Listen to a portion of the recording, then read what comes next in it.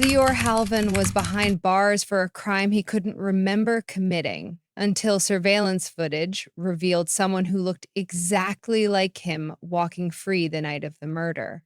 His identical twin, Kael Halven, was supposed to have vanished years ago, but now he was back, and bodies were turning up in his brother's name. The morning sun barely touched the windows of the Elmsfield apartment complex when a chilling silence turned into panic. Apartment 4B, known for being rented by a quiet nurse named Kira Vole, became the center of a crime scene. At exactly 6:12 a.m., a neighbor called 911, reporting loud crashing sounds and what they described as a scream that didn't sound human. When officers arrived, they had to force the door open. What they found inside shocked even the most seasoned investigator. Kira Vole, 32 years old, lay lifeless in her living room. Her body was surrounded by a pool of blood, and this murder weapon, a kitchen knife, was still lodged in her chest. The apartment was in disarray. Furniture was knocked over, curtains torn from the rails, and blood was smeared along the walls as though someone had struggled violently.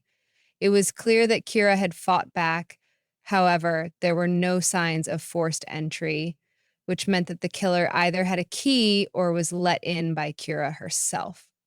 Her phone was missing and her purse had been emptied, but nothing else appeared to be stolen. Detectives combed the apartment for clues. They discovered a partial shoe print in the hallway leading toward the front door. Nearby, on the doorknob, was a clear fingerprint. The prints were rushed for analysis while officers pulled surveillance footage from the building's lobby and exterior. The cameras showed a man entering the building at 11:46 p.m. wearing a dark hoodie and jeans. His face was partly visible, and that was enough for facial recognition to flag him. The result stunned the department. The system identified the man as Lior Halven, a 29-year-old local resident who lived just 6 blocks away. Lior had no criminal history, worked at a shipping warehouse, and led an ordinary, uneventful life. Officers drove to his apartment the next morning and arrested him without incident. He looked confused and frightened, insisting that he had been home all night. He even pointed to the fact that he had fallen asleep watching television and could prove it through his streaming history. But digital records can be manipulated. The physical evidence was more damning. The fingerprint on Kira's doorknob was a confirmed match. The shoe print matched a brand that Lior owned. His DNA was found on the sleeve of Kira's sweater. And even though he had an alibi, none of it could compete with the direct evidence placing him at the scene. What made the situation even worse was that Lior and Kira knew each other. They had attended the same college years ago and had briefly dated. Their relationship didn't last, but they remained on friendly terms, at least on the surface. Some speculated that there had been arguments between them in the past, though no formal complaints were ever filed. Detectives now had a possible motive: jealousy or unresolved anger. With enough evidence to move forward, the district attorney charged Lior with first-degree murder. Lior sat in a holding cell, stunned and silent, refusing to speak further after his initial denial. News of his arrest spread quickly. Neighbors who had always seen him as polite and reserved were shocked. Reporters swarmed the courthouse during his arraignment, and the media painted him as a double-faced killer. In the court of public opinion, he was already guilty. What no one realized was that behind Lior's quiet demeanor, a much darker, buried story was about to surface, one that would challenge everything detectives thought they knew. As the case gained momentum, something didn't sit right with the lead investigator. The evidence was strong, but there were subtle inconsistencies. The killer entered the building with confidence, never hesitating at doors or hallways. He knew exactly where Kira lived, yet Lior claimed he hadn't been in the building for over a year. The shoe print was from the same brand he wore, but not the same size, and the fingerprint, though matching in the system, looked smudged, almost like someone had pressed it intentionally. Still, these doubts weren't enough to halt the case. The paperwork was moving, the prosecutors were ready. Lior was going to trial for murder. But beneath the surface, something far more sinister had already begun. As the case against Lior Halven moved forward, investigators began digging deeper into his background to prepare for trial. What they found was something unexpected, something that hadn't appeared in initial reports or databases. An older record from a now defunct juvenile facility mentioned another name linked to Lior, Kael Halven. A second file existed, nearly identical in all demographic details except one. This individual had vanished from the system at age 17. It took several days of searching through outdated archives before the truth came to light. Lior had an identical twin brother. The discovery caused immediate confusion. The prosecution hadn't been aware. The public hadn't been told. Even Lior's coworkers, neighbors, and friends had no idea he had a twin. When investigators revisited interviews with people close to him, none mentioned a brother, not even a cousin. It was as if Kael Halven had never existed. Digging into Kael's juvenile record painted a very different picture than that of Lior. Kael had been arrested multiple times between the ages of 13 and 17 for burglary, assault, and arson. One report described a violent altercation between the twins that left Lior hospitalized with a broken wrist. After that, their parents had made a drastic decision. They sent Kael to a reform facility in another state and cut all ties. The family never spoke about Kael again. It was their way of protecting Lior and possibly protecting others from Kael. But Kael didn't disappear. He just faded into the shadows. There were no employment records, tax filings, or school transcripts after he turned 17. No social media, no driver's license renewals, no credit history. It was as though he deliberately erased himself. Some speculated he had changed his name or was living under an alias. Others believed he may have left the country. But now, with a fingerprint so similar to Lior's found at a murder scene, investigators couldn't ignore the possibility that Kael had returned, and he had done so with a purpose. Authorities reached out to the Halven parents for more information, but they were hesitant to cooperate. The father refused to speak. The mother, after hours of pressure, admitted that Kael had sent threatening letters to the house years ago, letters full of resentment, anger, and jealousy. In them, Kael blamed Lior for being the good son, for stealing the life he deserved, but no one took the threats seriously. They thought he was just venting, stuck in a troubled life far away. They never imagined he might come back to carry out those threats in silence. Investigators returned to the surveillance footage from the night of Kira's murder. They played it frame by frame, zooming in, analyzing the man's walk, posture, and body language. One officer noted that the man's gait was slightly off, not something most people would catch. But Lior had a childhood injury that affected his left leg. According to medical records, his injury caused a subtle limp. The man in the footage walked without it. This was the first real crack in the case. They dug further. A neighbor 2 doors down from Kira's apartment remembered something strange. The night of the murder, she saw a man pacing near the fire exit. When shown a photo of Lior, she said he looked very similar, but she wasn't completely sure it was him. His eyes looked different, she said, like he didn't care if anyone saw him. Slowly, a new picture began to form. What if Kael had been watching Lior, studying him, imitating him to the point of perfection. The missing years, the jealousy, the letters, all of it added up. But there was still no proof of Kael's current existence, no address, no confirmed sightings, no fingerprints in any active database.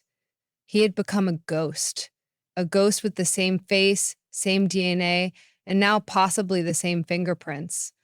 It was becoming increasingly difficult to tell where Lior ended and Kael began. Prosecutors hesitated. Detectives started reviewing every piece of evidence again. What had once seemed like a straightforward case of a man killing an ex-girlfriend was now something far more complex. The question was no longer, did Lior kill Kira? It was, is Lior the man in the footage at all? And if he's not, then where is Kael Halven now? 2 weeks after the shocking murder of Kira Vole, Elmsfield police were confronted with another brutal crime. This time, the victim was Jessa Marin, a 27-year-old graphic designer found dead in her home under eerily similar circumstances. Like Kira, Jessa had been stabbed multiple times, and her apartment showed clear signs of a struggle. Blood smeared across the kitchen tiles, a shattered lamp near the hallway, and her phone missing from the scene, all details almost identical to the previous murder. What sent investigators into a spiral of confusion was the surveillance footage again.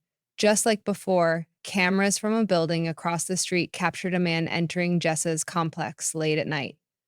The timestamp showed 11:42 p.m. The footage was grainy but clear enough to see his face. The man looked exactly like Lior Halven. Same sharp jawline, same narrow eyes, same build and posture. But there was one problem. Lior was still in jail when Jessa was murdered. At first, detectives thought there had to be a mistake. They double-checked the footage and the timestamp. Then they confirmed Lior's custody records. He hadn't left the facility. There was no possible way he could have been involved. Yet the DNA evidence found at the scene complicated everything. Hair found clutched in Jessa's hand shared genetic markers identical to Lior's. So did the partial fingerprint on the broken glass near the front door. How could someone who was behind bars leave biological evidence at a fresh crime scene? Experts were brought in to evaluate the DNA. After running deeper genetic analysis, the results confirmed the suspicion investigators were beginning to fear. The DNA was not an exact match to Lior, it was a near-perfect match, the kind only possible if the source was an identical twin. This discovery sent shockwaves through the department. It was no longer a theory. Kael Halven was real, alive, and now officially a murder suspect. The case took a sharp turn. Media outlets picked up the new information and spun it into national headlines. Is a twin killer copying his brother's identity? Read one report. Others speculated Kael was framing Lior, mimicking his life to commit murders without suspicion. Some questioned whether Lior had orchestrated the killings from inside the prison, working with his twin. The public was now divided. Half still believed Lior was guilty. The other half thought he was the victim of the most twisted setup imaginable. Investigators looked into Kael's possible whereabouts. They requested records from all 50 states, scoured missing persons databases, and interviewed anyone who may have known him from the past. An old classmate from high school remembered Kael being intense and unpredictable. Another person described him as having a strange obsession with Lior's accomplishments. One chilling account came from a former juvenile detention officer who recalled Kael saying, "I'm going to be him one day. No one will even know the difference." That quote now felt like a blueprint for what was happening. Meanwhile, forensic analysts went over the Jessa Marin crime scene inch by inch. They found a small hidden camera behind a bookshelf. The memory card revealed several recordings. Kael must have been watching Jessa for days before the murder. In one clip, Kael's voice could be faintly heard humming a tune while moving around the room. Though he wasn't clearly visible, the audio was enough to distinguish it wasn't Lior. The voice had a rougher, colder tone. It was the first real proof that Lior and Kael were two separate individuals and that Kael was actively stalking and killing women. The police now faced a terrifying reality. Kael had not only resurfaced, he had mastered becoming Lior. He knew how to mimic his look, his mannerisms, and had even used knowledge of Lior's past relationships to select his victims. Every clue led to the conclusion that these murders weren't random, they were personal. A message, a sick declaration of control. Kael wasn't just trying to ruin Lior's life, he was trying to erase him completely and take his place. The search for Kael intensified, but he remained elusive. There were no recent photos, no official records, no traceable activity. He was a ghost, operating in plain sight. And now the clock was ticking, because if he had done this twice, he would do it again. As fear spread through the community, investigators raced against time to track down Kael Halven. The two murders, Kira Vole and Jessa Marin, had shattered the public's sense of safety. Both victims had past ties to Lior, but no one knew how Kael had learned so much about them. It became clear that he wasn't choosing victims at random. He was selecting women from Lior's past and executing them in ways designed to implicate his brother. The question was no longer whether Kael would strike again, but when. Detectives decided to revisit Lior's entire history, every friend, acquaintance, and relationship. That's when they discovered Maya Dern, a woman Lior had briefly dated 3 years ago. They broke up on friendly terms, and according to records, they hadn't been in contact since. Maya lived in a secluded neighborhood on the edge of town, worked remotely, and lived alone. It was the kind of isolation that made her an easy target. Police immediately dispatched a team to check on her. When they arrived, they found her safe, but visibly shaken. Maya told investigators something chilling. For the past few days, she'd noticed strange things around her home. A window left open that she was sure she'd closed. Her trash bins moved from their usual place. Once, her dog had barked nonstop in the middle of the night, facing the backyard. She had no idea someone might have been watching her. When shown a photo of Lior, Maya gasped. But not for the reason they expected. She told them she had seen someone who looked exactly like him outside her house 2 nights ago. She thought she was imagining it, but now everything made sense. Police secured Maya's home with surveillance equipment and set up a watch team nearby. The plan was simple. Wait for Kael to return. The trap was set. For 3 nights, nothing happened. No movement, no signs of entry. But on the 4th night, just after 2 a.m., clock a.m., a figure appeared on the camera. He approached the house silently, wearing a dark hoodie and gloves. He disabled the motion light with a single twist. Then he walked directly to the back door, crouched, and pulled a key from under the flower pot. Exactly where Maya had always hidden it. The man entered the house without force. Officers moved in within seconds. They stormed the house and caught him in the hallway, halfway to Maya's bedroom. He didn't resist, didn't speak. But the look in his eyes was unlike anything they'd ever seen. Calm, calculated, and hollow. They brought him in and ran his fingerprints. He had none on file, but the match to the partials found at the previous murder scenes was perfect. DNA confirmed what the police now accepted. This was Kael Halven. But what stunned everyone was what they found in Kael's backpack. Inside was a small binder filled with photographs, addresses, and detailed notes. Every woman Lior had ever known was documented. Dates of their relationships, places they visited, birthdays, even notes on their favorite colors and routines. Kael had been planning these murders for years. He hadn't just wanted to frame Lior, he wanted to destroy every connection his brother had to the world. Investigators also found a forged ID and credit cards under Lior's name. Kael had been living under his brother's identity off and on, slipping into his world whenever it suited him. In a chilling twist, the apartment Kael had been staying in was leased under Lior's stolen credentials. Even the neighbors there believed Lior had been coming and going from the unit. For all intents and purposes, Kael had succeeded in becoming his brother in the shadows. Interrogations with Kael led nowhere. He refused to speak. He sat in silence, staring straight ahead, unmoved and detached. Psychiatrists evaluated him and noted signs of personality disorder, deep resentment, and obsessive behavior. But none of it mattered. The evidence was overwhelming. The case against him was airtight. Lior, after weeks of isolation and fear, was finally released. But his freedom came with a cost. His name had been dragged through the mud, his life turned upside down, and his sense of security shattered. He was no longer just the innocent brother of a killer. He was the man who had unknowingly been hunted by someone who shared his face, his blood, and his darkest shadows.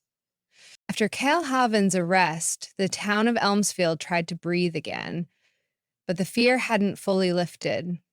The truth had surfaced, yes, but it brought with it a different kind of darkness.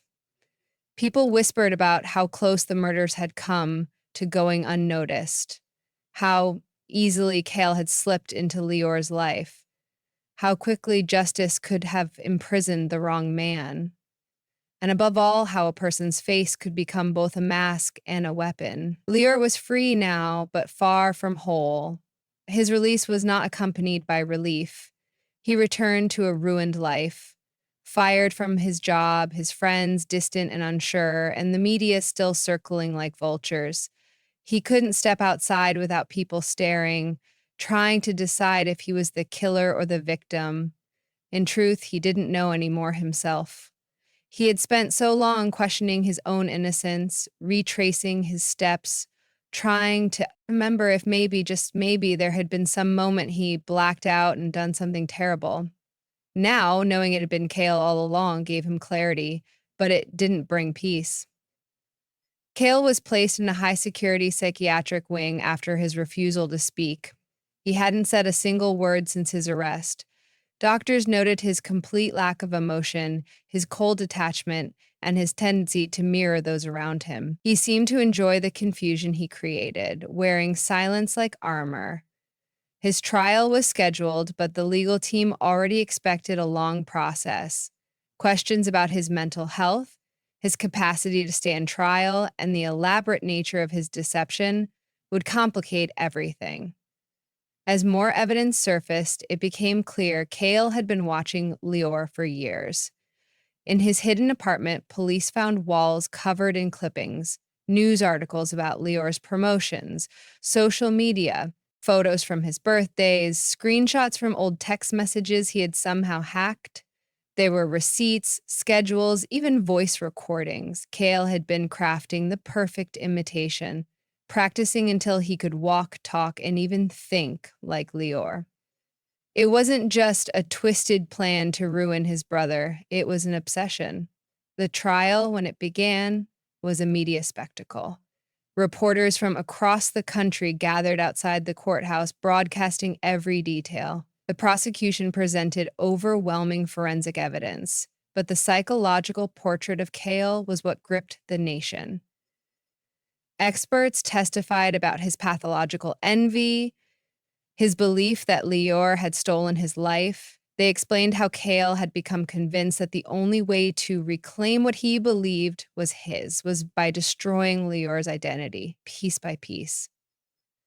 Kael never took the stand. He sat silent, hands folded, staring at Lior with a faint, unreadable expression. For Lior, the worst moment wasn't the testimony or the photos of the victims. It was looking into the eyes of the person who shared his face and seeing nothing human looking back. The jury deliberated for just 2 days before returning with a verdict. guilty on all counts. Kael was sentenced to life in a psychiatric prison with no possibility of parole. He showed no emotion as the sentence was read. He simply stood up when asked, walked out of the courtroom, and disappeared into the system. For Lior, the end of the trial wasn't the end of his nightmare. He tried to move, to rebuild elsewhere, but everywhere he went, the past followed. His story had become too famous. People recognized him in grocery stores, airports, even while jogging in quiet neighborhoods. Some offered sympathy. Others gave him suspicious glances. The scars Kael left weren't just emotional, they were permanent. In the years that followed, Lior spoke occasionally at criminal psychology seminars, warning about the dangers of untreated mental illness and the terrifying possibilities of identity manipulation. His case became part of forensic textbooks and lectures. But privately, Lior remained guarded. He avoided mirrors, he changed his routines, and sometimes on sleepless nights, he would check his locks 3 times, convinced that one day, even after everything, Kael might find a way to come back. Because after all, how do you ever feel safe again when your greatest enemy once lived in your own reflection?